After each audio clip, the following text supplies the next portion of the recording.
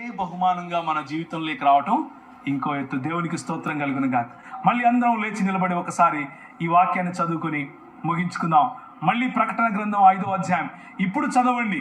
With all of your heart, నీ హృదయంలో ఉన్న భక్తి, నీ హృదయంలో ఉన్న ఆరాధన ఈ దేవునికి, ఎవరు?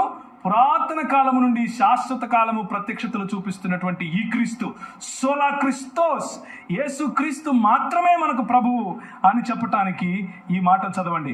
1, 2, 5వ అధ్యాయం 7వ వచనం నుంచి 1, 2, 3. ఆయన వచ్చి సింహాసనమునందు ఆసీనుడయుండు వాని కుడి చేతిలో నుండి ఆ గ్రంథమును తీసుకొనెను. ఆయన దానిని తీసుకున్నప్పుడు ఆ 4 జీవులను, వీణలను, ధూప ద్రవ్యములతో నిండిన సువర్ణ పాత్రలను పట్టుకొని ఉన్న ఆ 24 పెద్దలను ఆ గొర్రె పిల్ల ఎదుట సాగిలపడిరి. ఈ పాత్రలు పరిశుద్ధుల ప్రార్థనలు. ఆ పెద్దలు, నీవు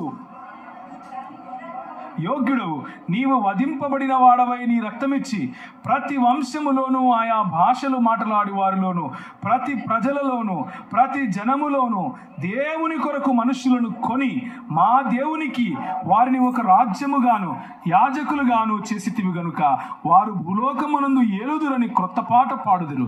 మరియు నేను చూడగా సింహాసనమును, జీవులను, పెద్దలను ఆవరించి ఉన్న అనేక దూతల స్వరములు విలువబడెను. వారి లెక్క కోట్ల కొలదిగా ఉండెను.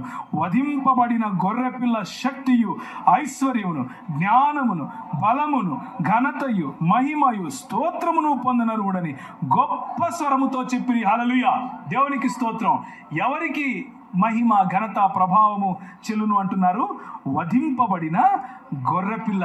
నువ్వు ఇక్కడ నుంచి దేవుడిచ్చే ఆ దేవుని రాజ్యములోకి ప్రవేశించిన తర్వాత ఏం చేస్తావో తెలుసా?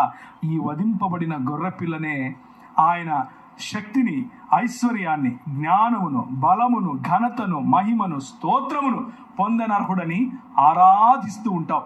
ఇదే నీ నిత్య జీవం అంటే.